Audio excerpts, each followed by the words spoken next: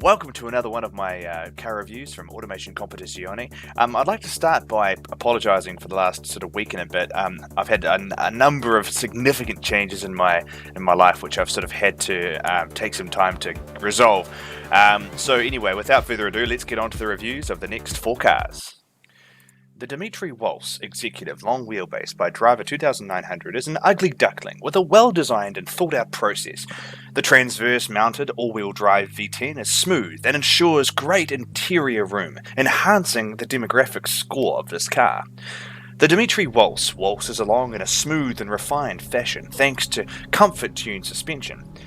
The unfortunate interior is standard, but still manages to score very well in the luxury demographic, a testimony to its overall design. This car gets a 4 for looks, as I'm not a huge fan. However, Automation disagrees with my assertions about this car, and that is why I use this program to mark the cars. Let's just take it for a very quiet drive around town. Now you can hear straight away that this car is not as loud as there was another car that we did earlier, which was just so much louder. This one is comparatively a lot quieter, and that is actually quite an important variable, especially with the luxury demographic. So driving around town, it feels pretty smooth.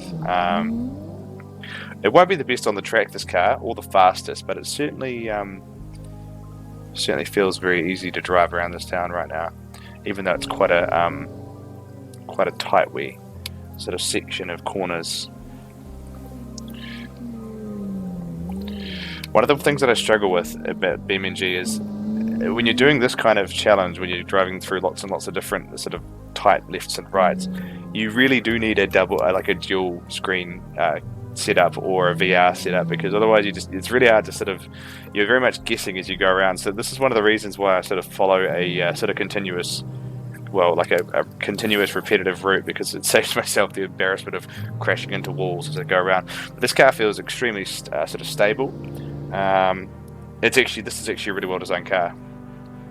It's not nearly as fast as the Voltus Marauder which we had earlier, but it's actually got a transversely mounted V10 in it, this thing. So it's definitely an unusual setup. It's not often that you would have. I'm trying to rack my brains. I can't think of any examples of cars that had transversely mounted V10s in them, so not hugely realistic, but certainly innovative. And I mean, Automation is one of those sort of engines where you can sort of do whatever you want, and I think that's a good thing. I mean, that's part of the creativity aspect of it, isn't it? So yeah, this car feels very, very good. One thing about transversely mounted engines is they do lend themselves to drivability just because of the fact that they're normally front-wheel drive.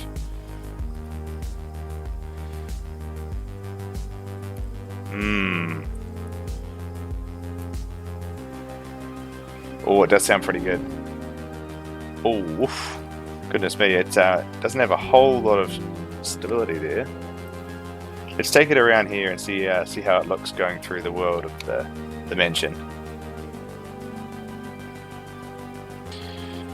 I particularly like this little drive which I've just discovered with this house at the end of it. I think it kind of suits the vibe that this car might even sort of go for. Oh, those. Let's see if we can get around the corner. Gets around it absolutely fine. Now we're getting out of here fast. There's been an emergency call from the bank in town. The pound has just crashed. Brexit has happened. So yeah, overall a really strong performance from this car. I particularly like it. It's quite innovative with the transversely mounted V10 there. So yeah, really well done, and thank you for your submission. The Kruger Centurion by Heister is a big old luxury car with amazing hydro-pneumatic suspension and active sway bars. It is a strong contender in a strong field.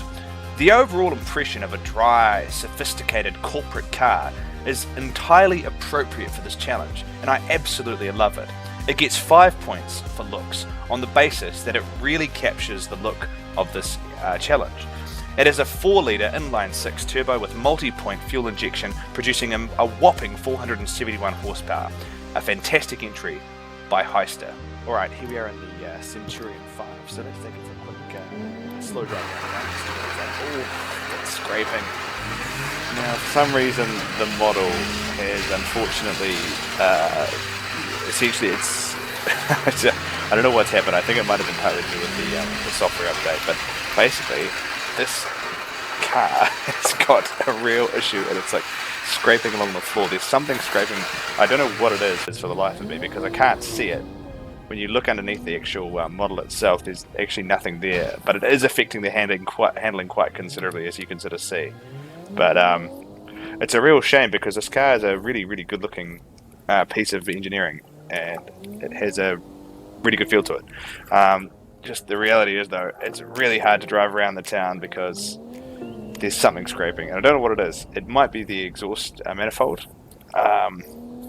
But yeah, it's kind of hard actually to drive because it's kind of distracting. There's like this, many decibels of scrapage just happening in my ear. So yeah, it's a wee bit of a disaster, and I really feel bad for the person who made this because it's one of the strongest entries, apart from the fact that there's scraping. A slight respite from it there when we do a wee jump. So yeah, overall this car, I think it looks absolutely fantastic.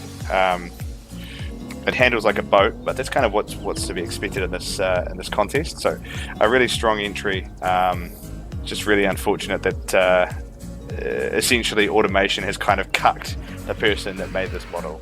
So, as you can see, there's literally nothing there that's scraping. It's it's just purely the model. For some reason, has decided to be a bit weird. So yeah, thank you for the entry, and I apologise for its lack of conformity to the graphics engine, or not the graphics engine, to the physics engine that is BeamNG. Call Me Kilo has produced something unusual here. The Richter SD4545 sits on a steel space frame, something normally reserved for more sporty cars, produced in low volume. This car has a significant engine, producing very little power. However, it has a smoothest rating of 65.4, which is somewhat high. The car uses direct injection on each cylinder. This car could be tuned to make it significantly more powerful. However, in the interest of smoothness and commutability, it is more restrained. The styling for me is probably more 90s than 2000s, and for this it gets a 4. However, sir, I thank you very much for producing this fantastic automobile and submitting it to the contest. The Richter SD4545. Alright, here we are in the Richter, and I have to say this car, I really like, there's some details on this car that I quite enjoy. The fact that it's got windscreen wipers for the headlights. It's very much a executive kind of thing to do. Some early, I think there was a Mercedes SEC in the 80s that used to have that was pretty cool. And this thing's got quite a big beastie V8 in it. It sounds really good. And for some reason it's not scraping. I don't know what happened with the other car. I feel really bad about that. It may have actually been a sound card issue on my end, I suspect. So I'm not going to mark that any points down. But if for some reason it was only happening on the inside of the car and then rather than the outside. So this thing feels very smooth around town. It's also got that real sort of rumble to it. I mean, that V8 rumble, which is fantastic. I mean, who doesn't love that? It does feel very bargy. It feels barge-esque. Is barge-esque a word? I don't know. Comment in this sort of area below, the comment area. Let's give it a bit of gas. Wah! Oh my word! It's extremely loud. It's down here around 2,000 RPM. It's quite quiet, but as soon as you open up the tabs, it sort of barks. Becomes quite shouty quite quickly.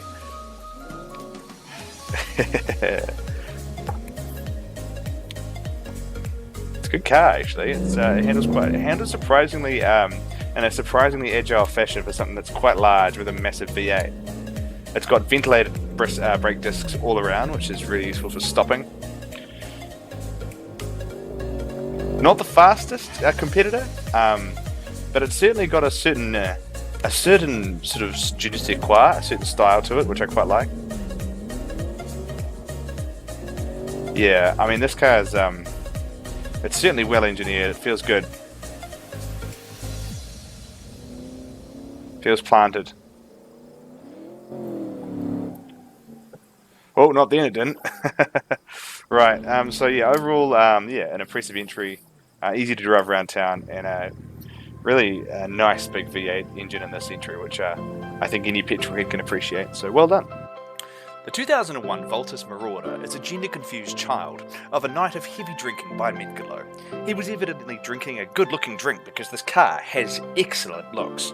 How this luxury interior car is only 1500 kgs is anybody's guess. Sitting on a light truck monocoque with a responsive 332 horsepower 3.8 litre inline 6, this car may be a little oversteery, but we'll see. The 2001 Voltus Marauder by Medgalo. Right, here we are in the Voltus Marauder. This thing is so loud. I can't get over how loud this thing is. Like, it's just, I'm actually like having to turn my volume down because it's just so crazy. I feel like this car is probably, I don't know, I just feel like the loudness factor surely must impact on the sort of the drivability score and the luxury, overall comfort and luxury score of this car. I mean, I don't dislike the sound, but I just reckon it's a little bit too, I mean, that is loud. That is a loud, raunchy engine. Like, it's not a sort of, and even at a sort of idle speed, there's a lot of sort of noise going on. I don't really understand why. Is it because it's a well, I can't remember what sort of engine is this thing. I think it might be an inline 6. I mean, it got to 250 kilometers an hour extremely easily, so I think it's quite powerful, and it'll probably do really well on the track.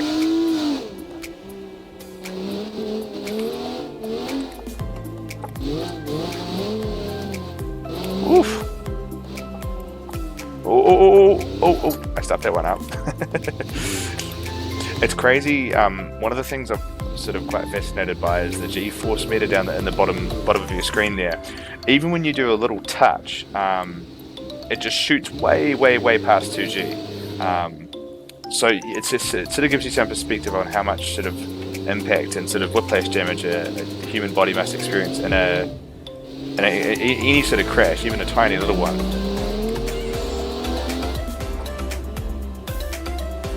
Ooh, a lot of scraping there. I reckon this guy's going to be quite quick around the track.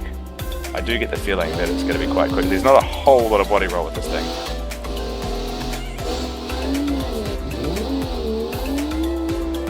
The Voltus Marauder, let's take it away. See how it goes?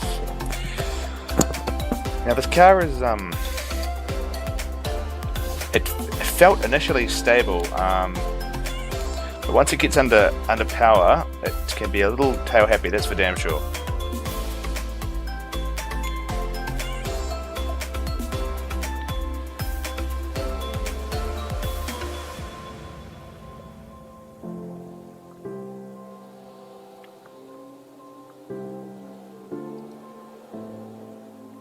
No turbos on this thing.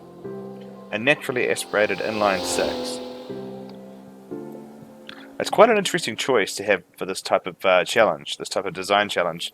I guess what it does do quite well is it's probably relatively efficient.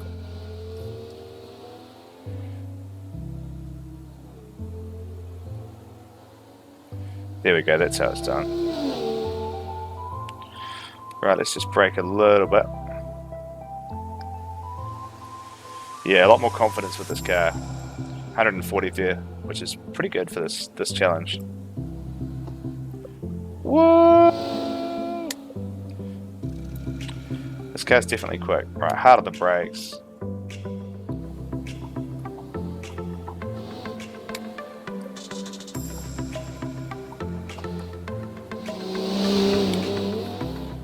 What? Across the line, there we go. Right, I'll count that. So a lap of the Top Gear test track in the Voltus Marauder. Well done. Right, here we are in the transversely mounted Waltz executive on wheelbase. Now, I'm not a really huge fan of the look of this car, but let's turn off the ESC and see how it goes around the track. Here we go. Very smooth off the line, straight away. Okay, this car, it's not fast. Let's just put that out there right now, but it isn't slow.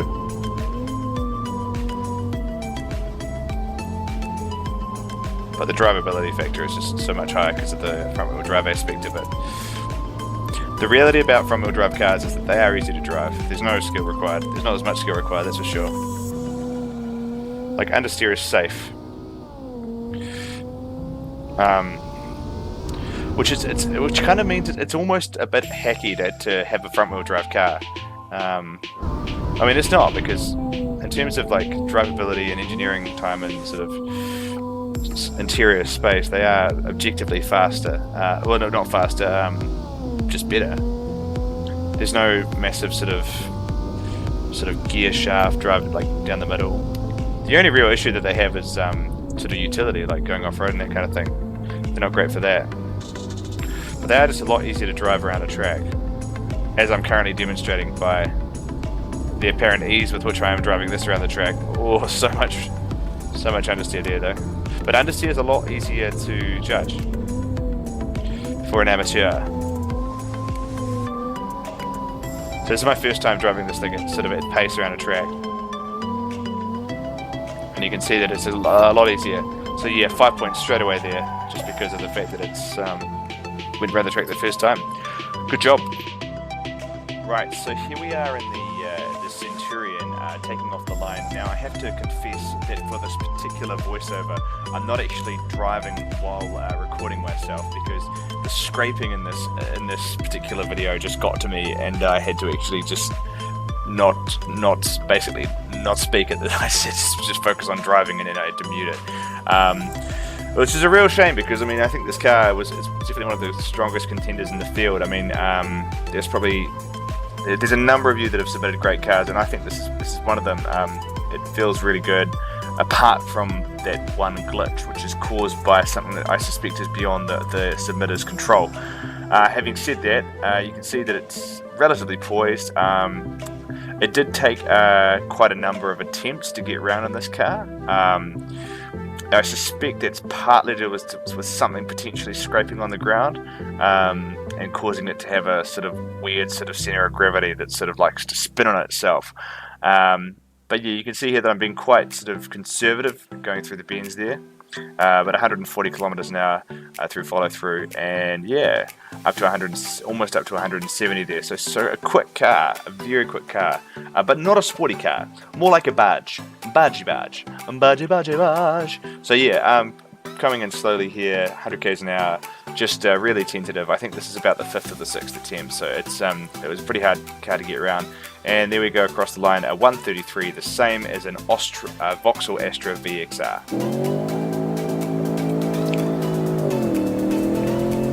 I mean, it's not often that I get two cars that I've driven in a row around the test track where I don't manage to get a lap in within the first sort of 2 to 3 times. I'm currently sitting on 3 to 4 times for both of them. So I wonder if actually the problem is me. Oh, so that's a bit better. It's just all about not braking too hard with this thing. Once the momentum starts going to the left or the right, it's impossible to get back.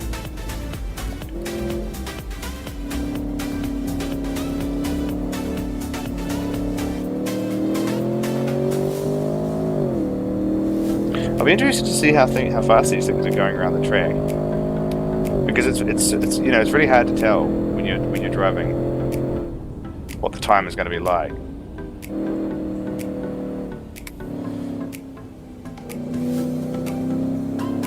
Gently on the throttle.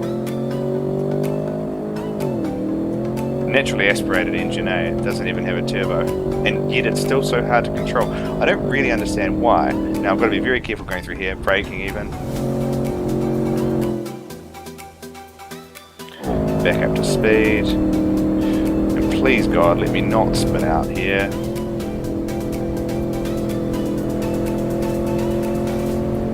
That's fine, and then we're going to brake hard here. Try and hit the inside, flip the outside there, dab of the brakes, and across the line. So, as you can see, there's been a slight rejig of the order with the Centurion, even though it had a really bad issue with the scraping. It's gone into second place, and there's been a wee reshuffle underneath that. So thank you very, very much for watching. Don't forget to like and subscribe. And once again, I do apologize for the amount of time that this video has taken to make. There's been a lot of stuff happening in my life which has required my immediate attention. So thank you very much, and have a good evening.